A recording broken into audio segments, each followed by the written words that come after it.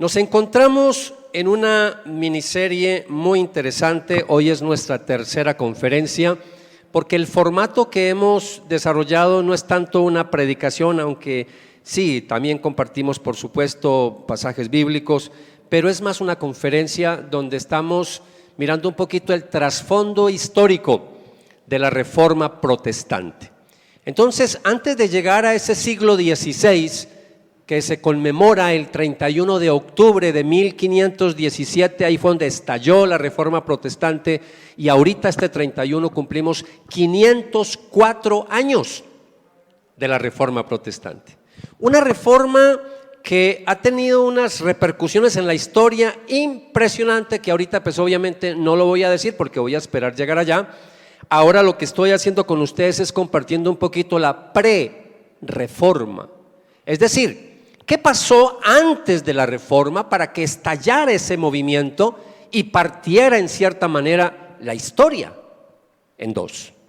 Porque la historia en dos se ha partido muchas veces a lo largo de la vida. Por decir algo, Cristo marcó un antes y un después, pero también la Reforma Protestante marcó un antes y un después. La semana pasada, vamos a mirar ahí diapositiva número 2, el título: Iglesia reformada, siempre reformándose. Ese es el título de esta miniserie. La semana pasada vimos como en una introducción, la segunda parte, vimos cómo la Iglesia Católica Romana establecía la Inquisición, llamada la Santa Inquisición, que de santa no tenía nada, pero estableció esa Inquisición ¿para qué? Para acabar con la supuesta herejía de movimientos como los albigenses, como los valdenses, cuyas doctrinas y enseñanzas obviamente contradecían las enseñanzas y prácticas de la Iglesia Católica Romana. ¿Como cuáles? Ya hemos hablado de eso. Si usted nos visita por primera vez o está escuchando esta conferencia por primera vez, estuvimos hablando de prácticas erróneas que se practican hasta el día de hoy. Prácticas erróneas de la Iglesia Católica Romana, como la enseñanza del purgatorio, la venta de indulgencias para recibir el perdón de pecados y muchas otras enseñanzas que hasta el día de hoy la Iglesia Católica Romana no ha querido cambiar. Entonces, estuvimos sobre todo enfatizando también la corrupción de la Iglesia de Roma. Una iglesia muy interesada en el poder, y eso lo llevó a muchos abusos de poder, y por eso se levantaron movimientos de protesta, valga la redundancia, para protestar contra esos abusos de poder. Hoy voy a seguir con esta breve reseña.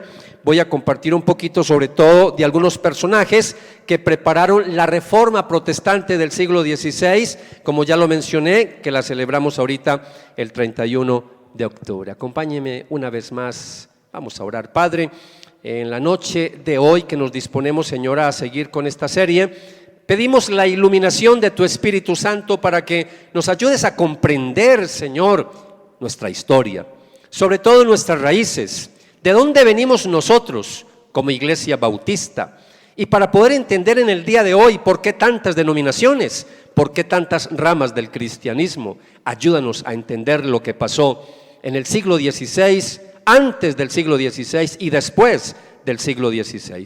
Por eso, Señor, oramos por la presencia de tu Espíritu Santo para que sea dándonos mucha sabiduría, mucha inteligencia y mucho discernimiento para poder comprender también los tiempos que estamos viviendo en el día de hoy como iglesia. Todo esto te lo pedimos, Padre, en el nombre de Jesús.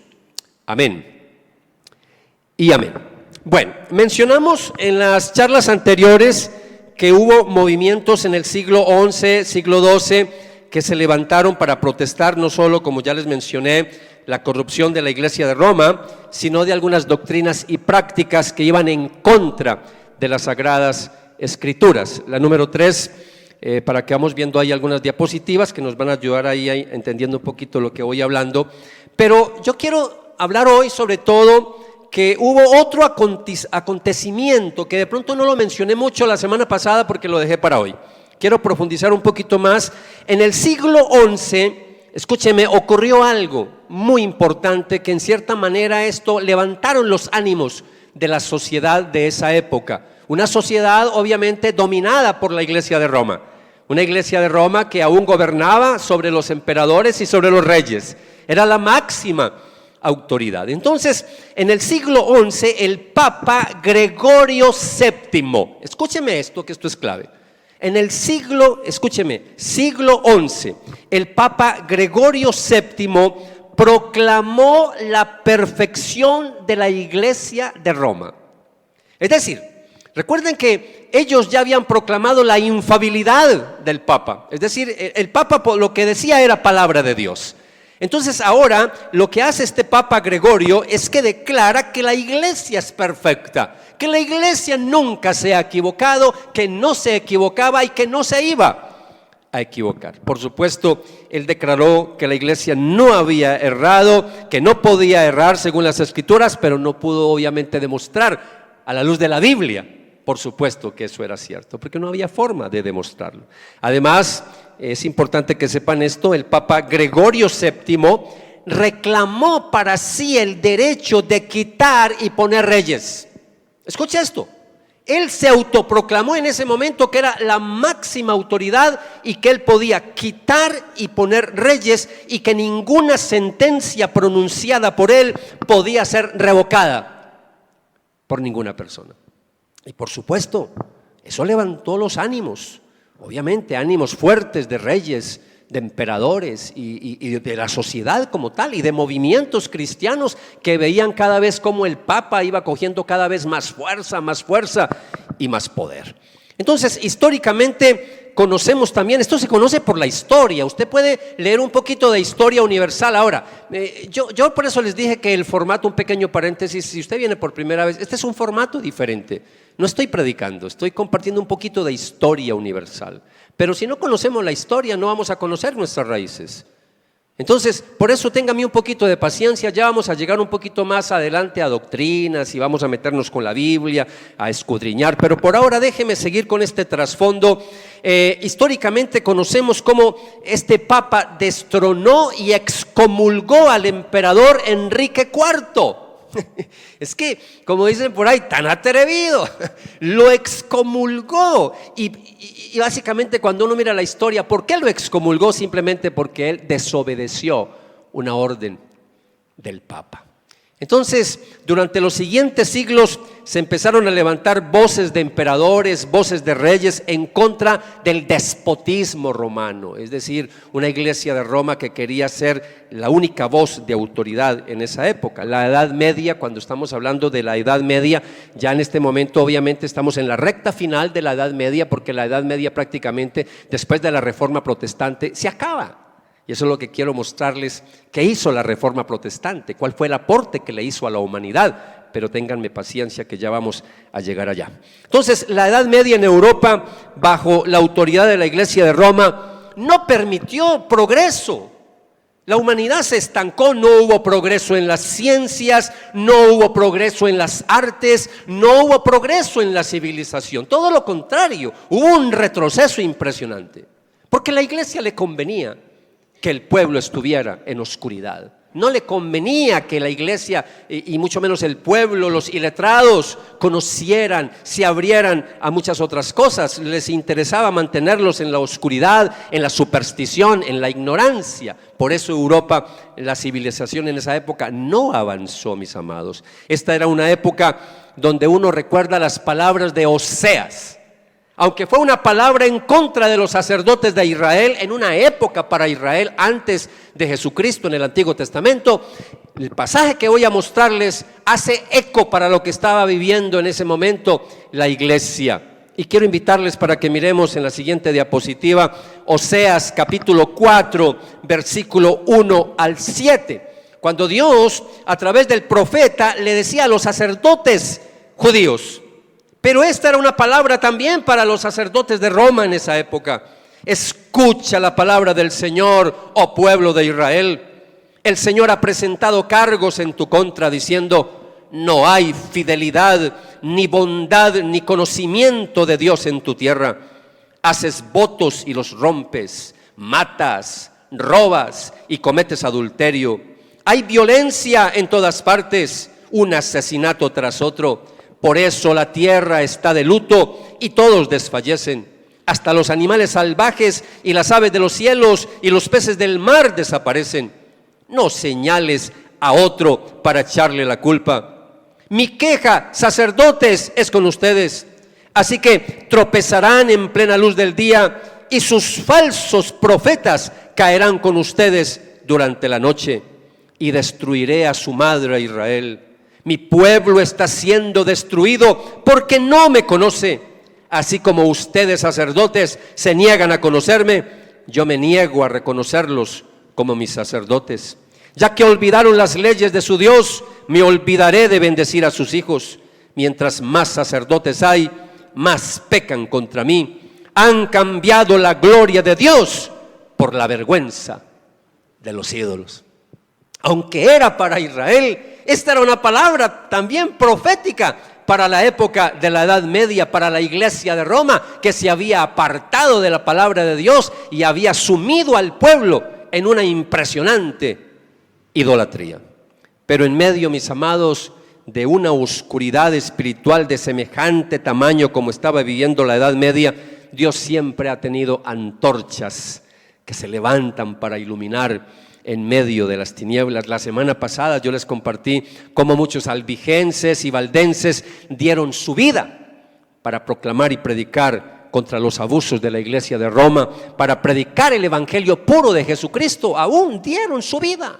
Y eso es lo que yo quiero que valoremos estos movimientos y sobre todo que valoremos estos personajes que vamos a estar hablando, porque por sus convicciones es que nosotros estamos acá. Por sus convicciones es que nosotros podemos leer la palabra en nuestro propio idioma en el día de hoy. Su sangre, como alguien decía, dio inicio al nacimiento de otros hombres que Dios usó para liberar a Europa del dominio papal y volverle la autoridad a la Biblia como única norma de fe y conducta para nuestras vidas.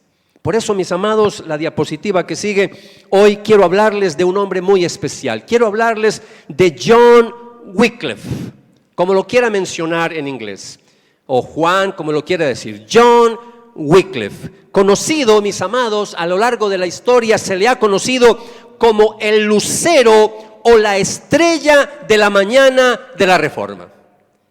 Y me da mucha tristeza que en algunos círculos reformados, como lo he venido diciendo, cuando se habla de la Reforma protestante, cuando se habla de la Reforma, solo mencionan a Lutero, solo mencionan a Calvino y se olvidan de estos hombres que fueron los gestores, los promotores de esta reforma.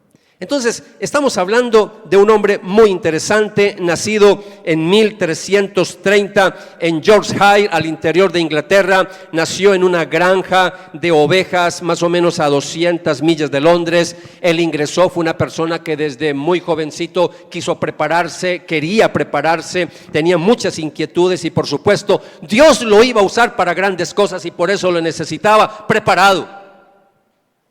Y mis amados, un paréntesis porque quiero ir haciendo aplicaciones. Un paréntesis, quiero ir haciendo aplicaciones. Cuando Dios quiere hacer algo grande, Dios levanta hombres y mujeres y los prepara y los capacita. Por eso, mis amados, usted tiene que entender que Dios quiere hacer algo grande en esta sociedad, que estamos viviendo el último tiempo y Dios quiere prepararnos. Por eso tenemos que capacitarnos en nuestra iglesia. Tenemos que estar preparados espiritualmente, pero también académicamente e intelectualmente. Cada vez estamos viendo el apogeo del agnosticismo, de los ateos, de los escépticos. Y tú necesitas capacitarse para hablarle a esa gente. Gente universitaria, gente profesional, tú y yo necesitamos capacitarnos para hablarle a esas personas. Cuando Dios llama al apóstol Pablo, no lo llamó simplemente porque dijo, vamos a ver a quién llamo. No, él ya sabía a quién iba a llamar. Un hombre preparado, un hombre culto, un hombre que se quiso esforzar desde muy temprano para capacitarse en toda la palabra del Señor, en los idiomas. Pablo era un hombre globalizado, hablaba muchos idiomas, era políglota. Un hombre que se educó a los pies de Gamaliel, con el mejor maestro, con el mejor rabino de su época. Perseguidor de la iglesia, celoso de la ley de Moisés, un hombre apasionado por Dios. Equivocadamente empezó a seguir a los cristianos y Dios lo llama. ¿Por qué lo llamó a él? Porque lo iba a usar para hablarle a unos reyes en su tiempo. Y lo usó para escribir casi todo el Nuevo Testamento. Casi todas las cartas que usted ve después de los evangelios y de Hechos de los apóstoles, casi todas esas cartas fueron escritas por el apóstol Pablo. Un hombre letrado, un hombre culto. Y yo quiero hacer el paralelo con John Wycliffe. Un hombre apasionado, muy apasionado, quiso capacitarse. Cuando miramos un poquito la historia de este hombre en un trasfondo campesino, pero llega a la Universidad de Oxford en 1346 y ya cuando va rumbo a ese doctorado le toca suspender toda su carrera porque en esa época ocurre la famosa peste negra. Le tocó vivir algo parecido como nosotros con el COVID. Entonces esa peste negra detuvo su doctorado, pero él se siguió capacitándose. Ese doctorado lo vino a conseguir décadas después, más o menos en el 1372, pero aún sin ser doctor en teología, era considerado el principal filósofo y teólogo de Oxford. Eso no era cualquier cosa. Estamos hablando de un hombre de una talla académica, intelectual impresionante. En su sed de conocimiento se preparó en la filosofía escolástica, se preparó en los cánones de la iglesia, es decir, en derecho canónico como un abogado dentro de la iglesia. Se preparó también en derecho civil como un abogado para entender las leyes. En el colegio donde Wycliffe estudió, él fue, después de ser estudiante, se preparó tanto y salió adelante su excelencia académica e intelectual que fue nombrado después profesor del mismo colegio. Y no solamente fue nombrado profesor, sino que finalmente se convirtió en el rector del mismo colegio. Eso habla muy bien de Wycliffe.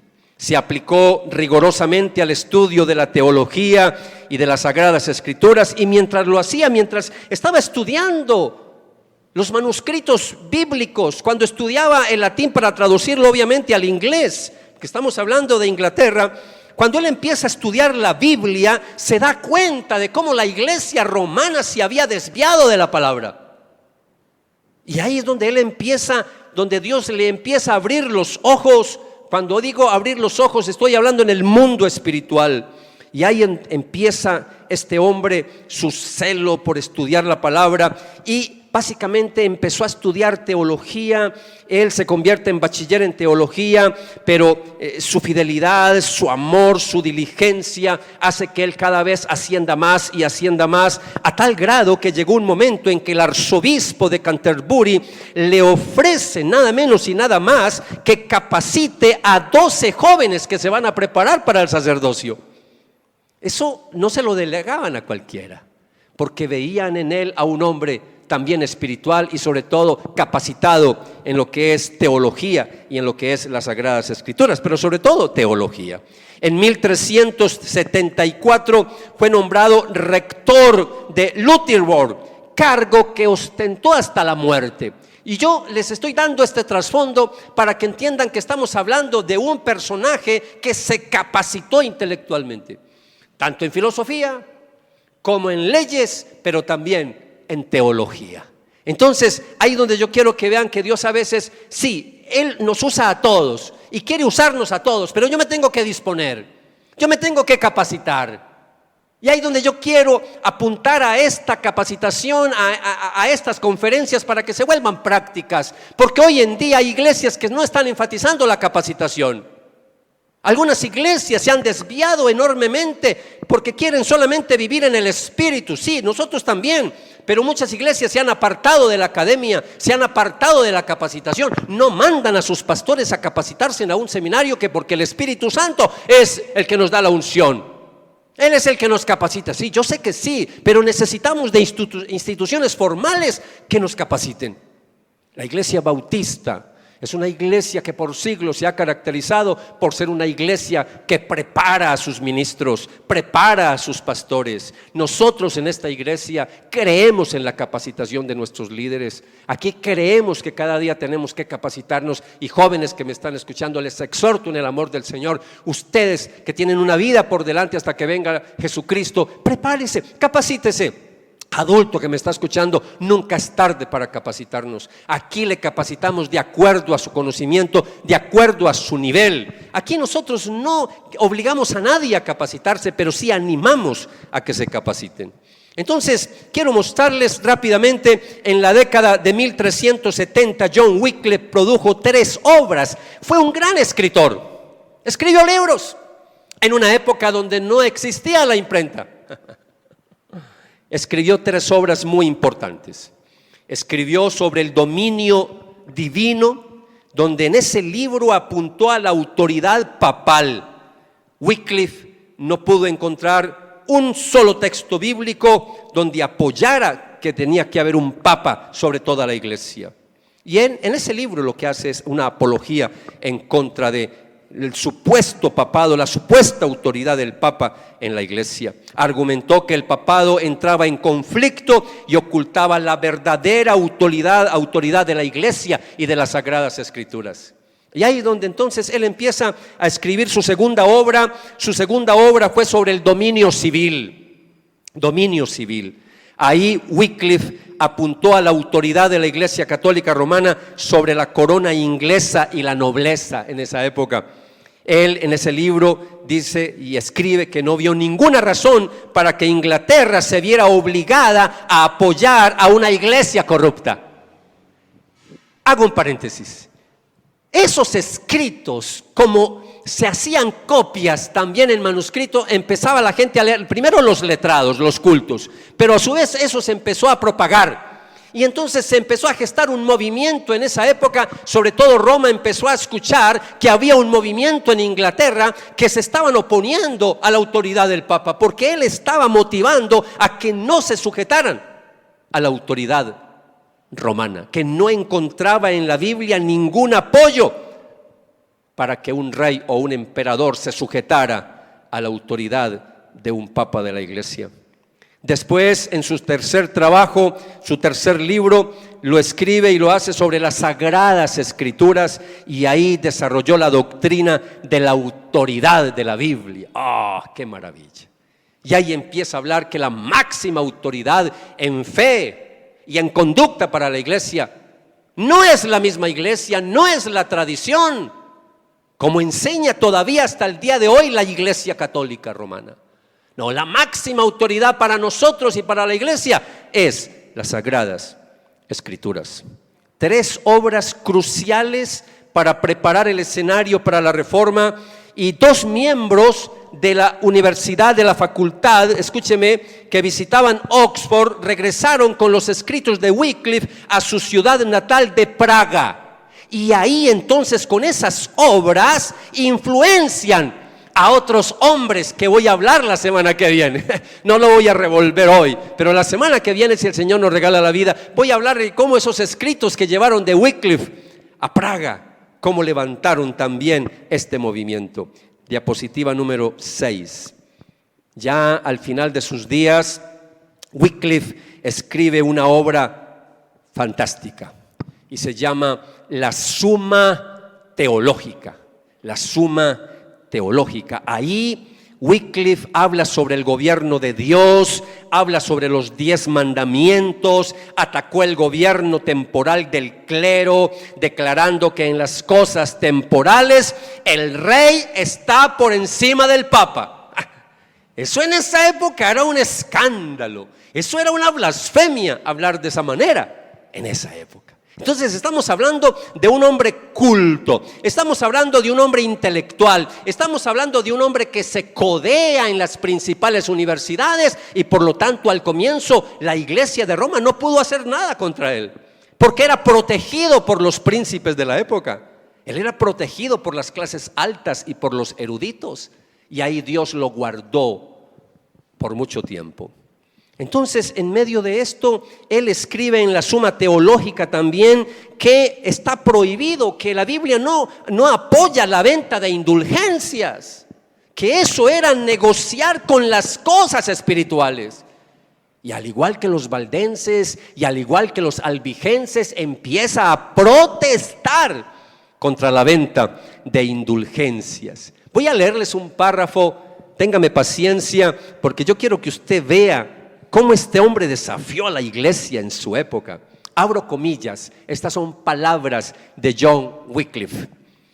Afirmo que las indulgencias papales, si realmente son lo que se afirma que son, a todas luces vienen a ser una manifiesta blasfemia, pues conceden casi sin límite alguno a los pecadores una plena salvación.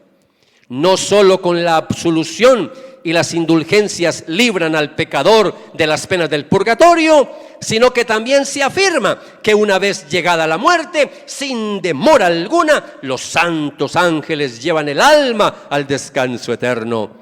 Esta doctrina constituye una blasfemia manifiesta contra Cristo, pues con ella el Papa se atribuye una autoridad superior al Mesías encarnado y divino, es decir, por encima de todo lo que es Dios. Ciertamente, esta pretensión papal es acorde con el carácter del anticristo. Al comienzo, él fue muy suave para hablar en contra del Papa en sus primeros escritos, pero al final de sus días, él ya abiertamente, aún hasta lo identifica en su época con el anticristo. Siguiente diapositiva. Esas opiniones y esos escritos, por supuesto, hicieron que Wycliffe se metiera en problemas y fuera llevado a Londres para responder sobre cargos por herejía. Y ustedes saben que un cargo por herejía, acusación de herejía en esa época, era sinónimo de ¿qué? Muerte por hoguera, quemados en una hoguera.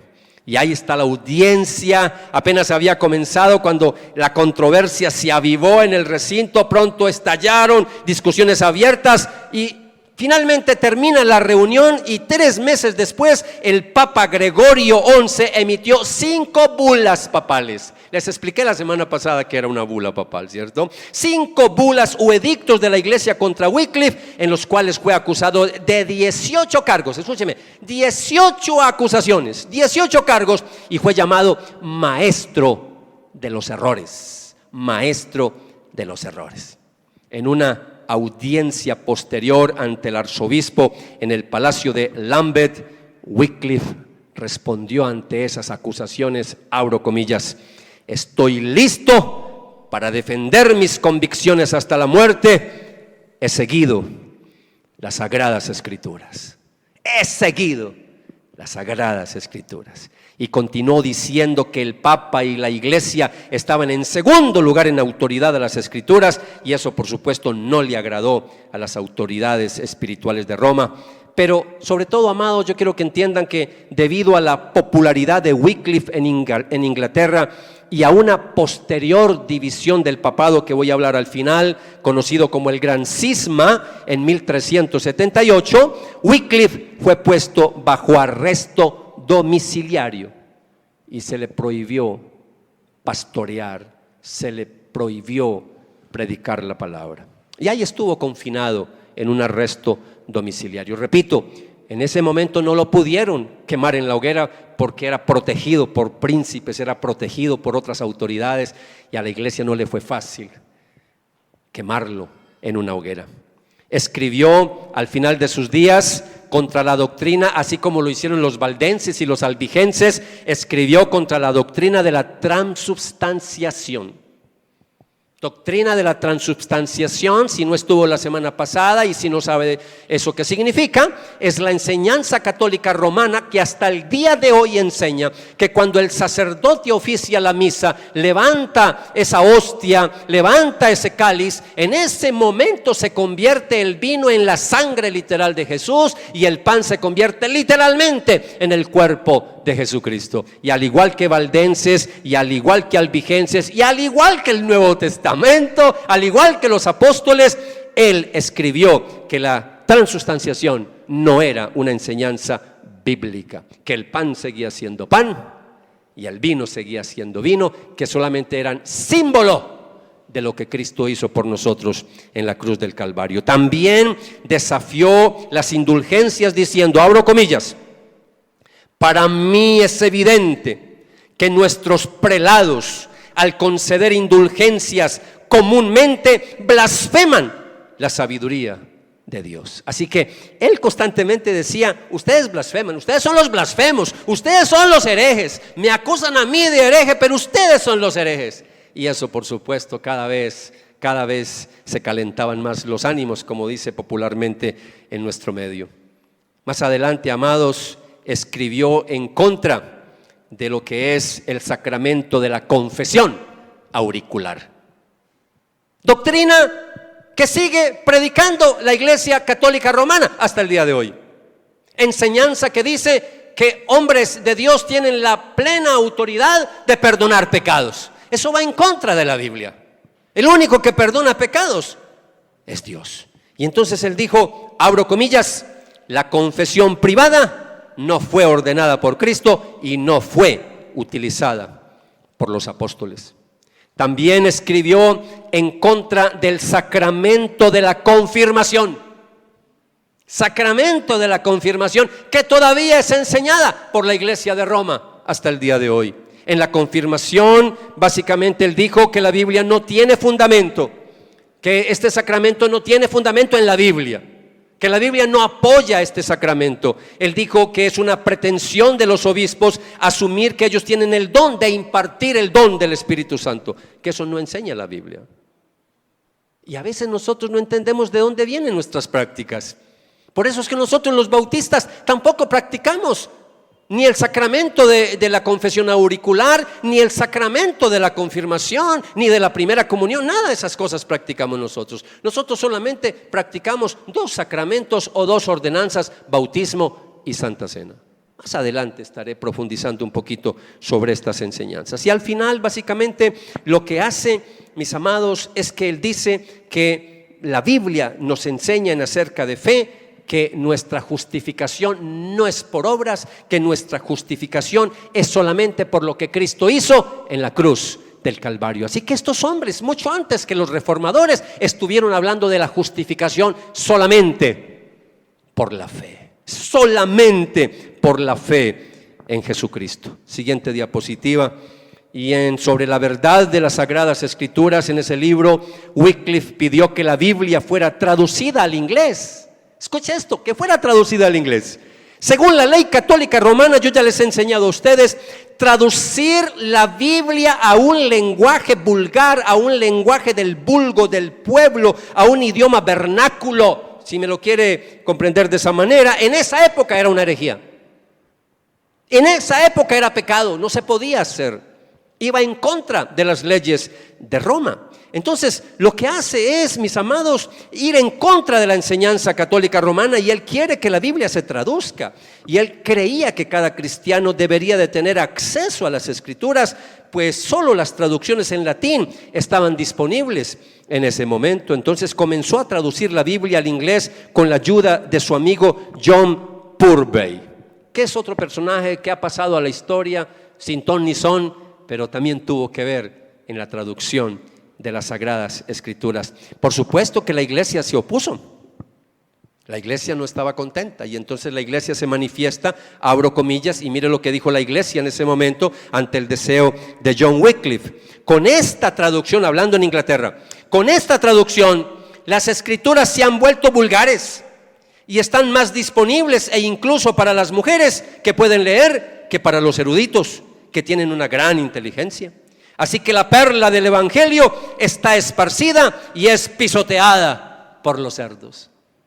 Eso es lo que enseñaba la iglesia de Roma. Y entonces Wycliffe le respondió a la iglesia, abro comillas, y les dijo: los ingleses aprenden mejor la ley de Cristo en inglés. Moisés escuchó la ley de Dios en su propia lengua, también lo hicieron los apóstoles de Cristo. Y entonces abogó fuertemente para que la Biblia fuera leída por la gente en su propio idioma. Siguiente diapositiva. Pero, mis amados, no solo era necesario traducir la Biblia, había un problema en esa época. Repito, no había la imprenta, no había todavía el invento de la imprenta. Entonces esas Biblias tenían que ser, obviamente, para distribuirlas, volverlas a copiar a mano. Eso era un trabajo impresionante, y ese proyecto se emprendió antes de la invención de la imprenta, porque eso fue en 1440 que se crea ese gran invento con Gutenberg. ¿cierto? Entonces, las copias tenían que hacerse cuidadosamente a mano y a pesar de los desafíos, cientos de Biblias fueron producidas y distribuidas por todo ese equipo de trabajo que tenía John Wycliffe, quienes predicaron por toda Inglaterra. Y ahí es donde yo quiero que vaya viendo cómo se empieza a mover este movimiento, cómo empieza a coger fuerza. Y de este hecho se puede entonces deducir la amplitud de su difusión en el siglo XV. Por eso es que ya habían muchas copias. Y por esta razón a los seguidores de Wycliffe en Inglaterra se les designó con el nombre, un apodo para ellos. Se les llamó los hombres de la Biblia. Los hombres de la Biblia. Qué lindo que a nosotros nos identificaran como una iglesia de la Biblia. Y aquí quiero hacer una aplicación para nosotros. A la iglesia bautista se le conocía hace algunos años atrás, décadas atrás, como la iglesia del libro. La iglesia del libro. Qué pesar que en estos últimos tiempos ya no nos llamen de esa manera. Y no nos llaman de esa manera porque hay cantidad de bautistas que no leen la Biblia. Cantidad de bautistas que solamente vienen el fin de semana a la iglesia a escuchar la palabra, pero del lunes a fin de semana no cogen la Biblia, no la leen, no la escudriñan, no la estudian, a excepción de ustedes. Pero los del domingo a veces algunos se me quedan sin estudiar la Biblia.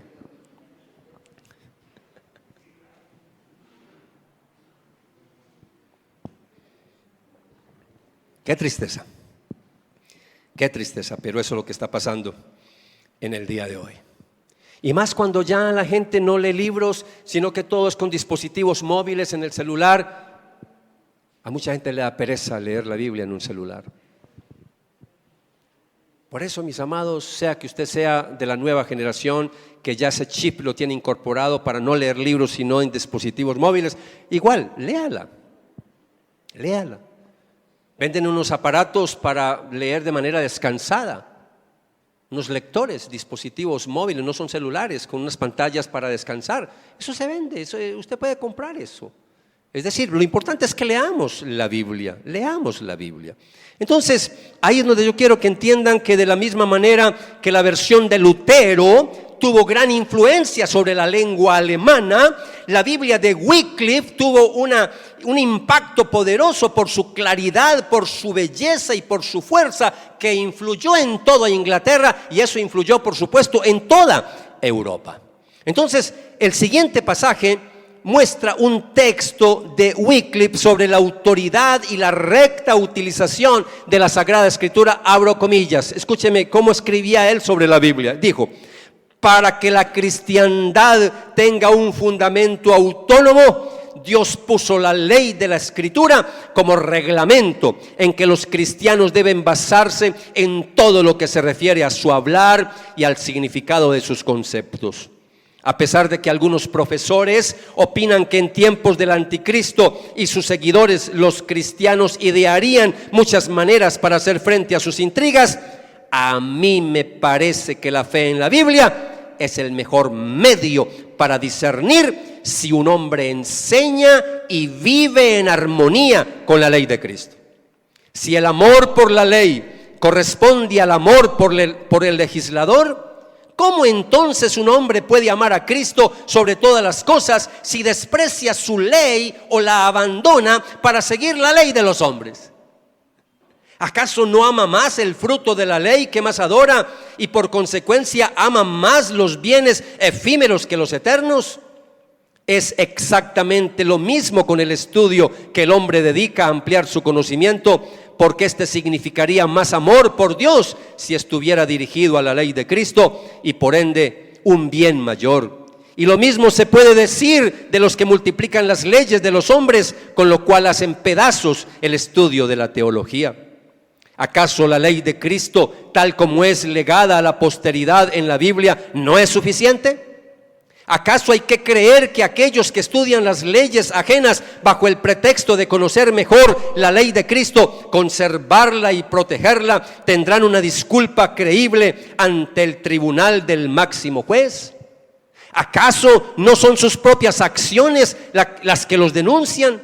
Deberían en primer lugar examinarse a sí mismos si entienden tanto de la ley de Cristo como deberían, siempre que se esfuercen por el conocimiento práctico de los mandamientos del Señor en la misma medida que conocen los reglamentos de los hombres.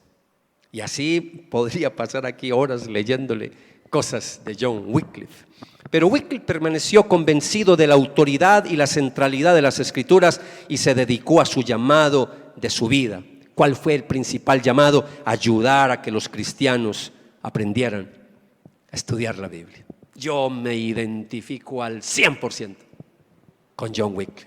Una de mis pasiones es que la gente aprenda a estudiar la Biblia.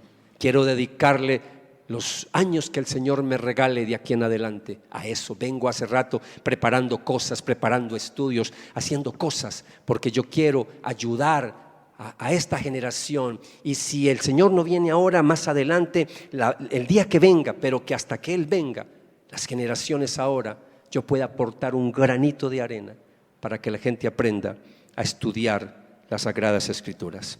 John Wycliffe murió el 30 de diciembre de 1384, más o menos casi 100 años antes que naciera Martín Lutero. Martín Lutero murió antes de que se completara la traducción del Antiguo Testamento. Él no alcanzó a ver el Antiguo Testamento traducido al inglés, pero el Nuevo sí. El Nuevo sí. Él fue el que tradujo todo el Nuevo, pero el Antiguo no alcanzó. Y antes de que las autoridades pudieran condenarle como hereje, él pudo terminar el Nuevo Testamento. Su amigo Purvey es considerado el responsable de la versión de la Biblia de Wycliffe, sobre todo por el Antiguo Testamento. Diapositiva número 10. Escuche esto, mis amados, que ahí es donde uno ve cómo la iglesia de Roma, cómo llega el fanatismo. Escuche, él ya ha muerto, 1415, este es el año, póngale cuidado a la fecha. 1415. 31 años después de su muerte, 31 años después de su muerte, el Concilio de Constanza, escúcheme esto, estoy hablando de la iglesia de Roma. El Concilio de Constanza, escúcheme, declaró a Wycliffe un hereje, es decir, lo ratificó como hereje. ¿Y sabe qué hicieron? Como a los herejes los condenaban era a la hoguera, pero él ya estaba muerto. ¿Sabe qué hicieron?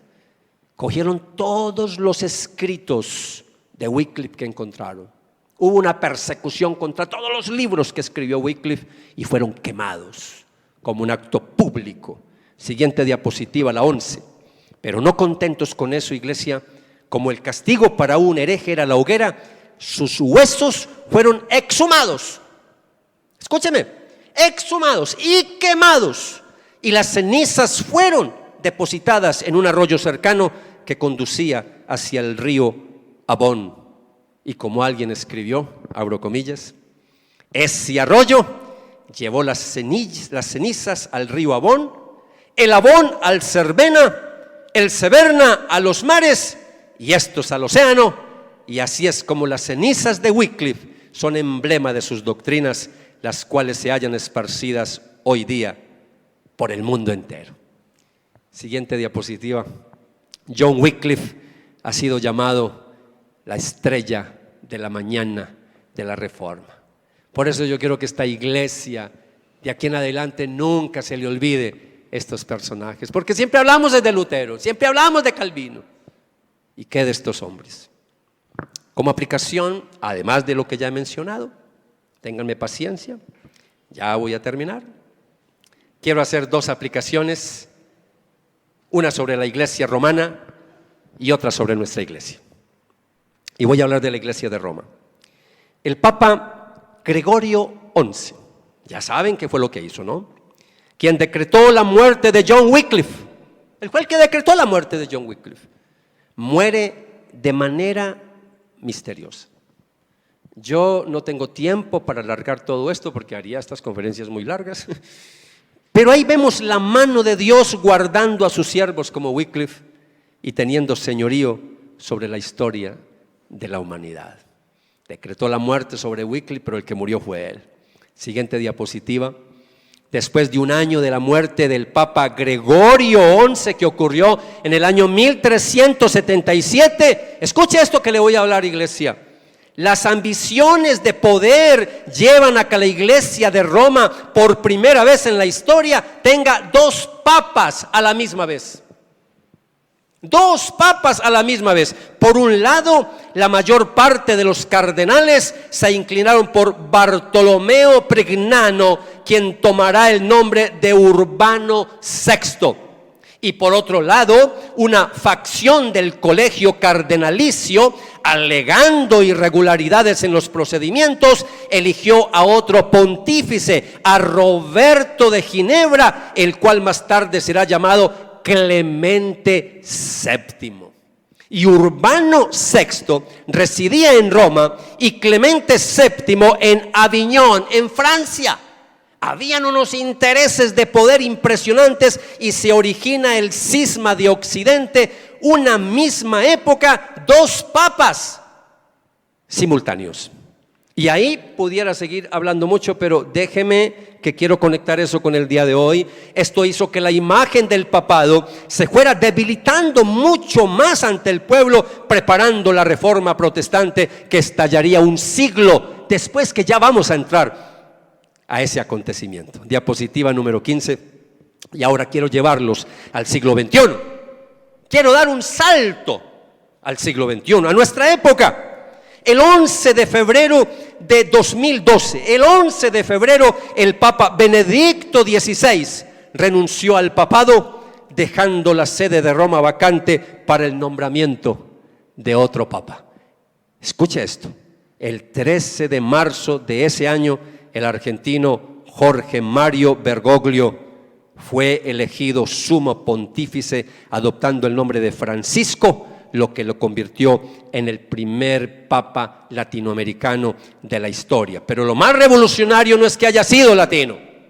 Lo más revolucionario, mis amados, es que lo hayan nombrado papa sin morir el actual Benedicto XVI, Ratzinger. Entonces, en medio de este drama, una pregunta que nunca se ha podido responder: ¿por qué renunció Benedicto XVI? Y yo no voy a entrar con eso con ustedes ahora porque alargaría esto, eso lo puedo dejar más adelante para otras cosas. Pero lo que quiero decirles, mis amados, es que aquí hay conspiraciones dentro del Vaticano, intereses de poder. La respuesta oficial cuando le preguntaron a Joseph Ratzinger por qué declinó, básicamente él simplemente dijo que sus capacidades físicas y mentales no estaban bien, porque de hecho ya estaba muy anciano, pero esa no es la verdad. La verdad es que aquí hay intereses de poder y habían muchas cosas donde a la iglesia no le convenía que Ratzinger siguiera al frente.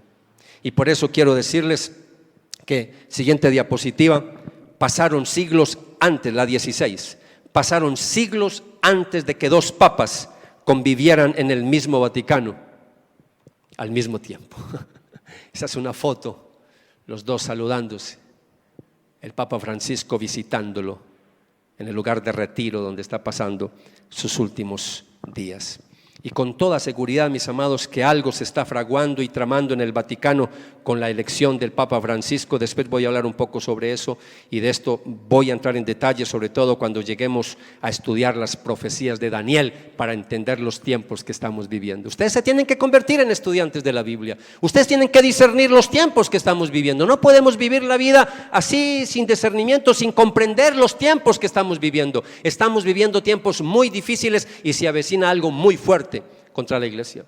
Preparémonos y que el Señor tenga misericordia de nosotros. Diapositiva 17. Y ahora quiero dirigirme a cada uno de ustedes y quiero hacerles unas preguntas. Y las preguntas están ahí. ¿Qué piensan de todo esto que han acabado de escuchar? La otra pregunta es: ¿cuál crees que fue el legado más importante de John Wycliffe? Y la tercera pregunta es: ¿de qué formas puedes ser valiente para llevar las verdades del Evangelio a una sociedad cada vez más alejada del Señor? Ahí, como están sentaditos, voltéense un poquito ahí, 3, 4, y contesten estas preguntas un ratico. Tómense 10 minuticos para esto, por favor. Círculos ahí, simplemente voltéense, hablen con el que está a un ladito. Vamos a dialogar sobre estas preguntas. Vamos a dejar las preguntas ahí en pantalla y vamos a dialogar sobre estas preguntas. Contéstelas ahí, por favor. Esto hace parte de la dinámica de nuestra reunión de hoy.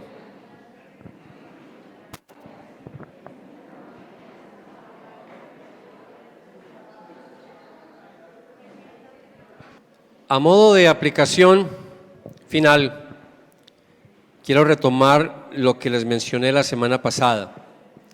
Quiero motivarles a que leamos la Biblia en un año, completica, de Génesis a Apocalipsis. Que conozcamos la palabra de Dios, que podamos llamarnos con orgullo discípulos de Jesús, que podamos decir yo amo la palabra, pero no de labios para afuera, porque Jesús dijo: este pueblo de labios me honra, pero su corazón está apartado de mí.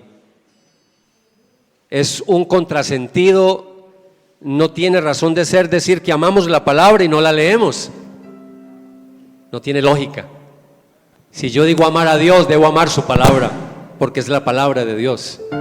Así que les exhorto, les animo a que la leamos completica. Y también saben que les hice un desafío para el 1 de noviembre. El 1 de noviembre, de lunes a viernes, vamos a tener media hora todos los días. Ya después les voy a decir la hora y cómo lo vamos a hacer, para estudiar la Biblia versículo por versículo. Nos vamos a tomar 5 años para estudiar toda la Biblia, versículo por versículo. Y escúcheme, para los que pronto hacen así como, porque les veo la cara a algunos, se han visto series turcas en televisión años. El que lo entendió, lo entendió. Series de Netflix completas de 10 y 15 temporadas. Pero cuando se le habla de estudiar la Biblia, ahí viene el enemigo a su mente a decirle: no puedes, no puedes. Tú sí puedes. El diablo no quiere que leamos la Biblia. El diablo no quiere que la estudiemos. Porque cuando leemos la Biblia y la estudiamos, nuestros ojos se abren, adquirimos sabiduría, conocimiento de Dios, y el diablo tiembla ante un creyente conocedor de las Sagradas Escrituras. Jesucristo le dijo al diablo: escrito está, y no cayó a sus tentaciones. Así que, amados, vamos a estudiar la Biblia. 5 años nos vamos a meter. Si el Señor viene antes por nosotros, amén. Vamos a descansar sábados y domingos, de lunes a viernes, como si estuviéramos en una universidad. Quizá algunos de ustedes vienen de otras iglesias cristianas donde no hicieron énfasis en estas cosas y de pronto les parece como raro lo que yo les digo, pero esto es lo normal. Es más, hasta a algunos les parece raro el ejercicio que hicimos ahora de reunirnos en grupitos a hacer preguntas, porque no están enseñados a estudiar la Biblia. Iglesia, incline su rostro. Vamos a orar. Vamos a orar. Nos hacíamos la pregunta: ¿qué aprendemos de esta enseñanza? ¿Qué aprendemos de hombres como John Wycliffe? Muchas cosas. El celo por la palabra, el deseo de que la gente conozca de Dios. Tú y yo estamos llamados a ser no solo discípulos de Jesús, sino discipuladores. Hay familia, hay amigos, hay vecinos, hay compañeros de trabajo, de estudio, que necesitan de alguien que les explique las Sagradas Escrituras. Pero, amado y amada, déjeme decirle algo muy fuerte que también le enseñó Jesús: un ciego no puede guiar a otro ciego, porque los dos se caerán al hoyo. Yo tengo que tener luz de la palabra, conocimiento de la palabra, para poder guiar a otro en un discipulado. Y eso no es tarea solo de los pastores, eso es tarea tuya como hijo y como hija de Dios. Así que aprendemos celo, aprendemos excelencia, aprendemos pasión, excelencia, de cada día saber más, conocer más de la palabra. Pero también aprendemos a no negociar las convicciones, no negociar lo que creemos. Entonemos este cántico como una oración cantada al Señor. Adoremos.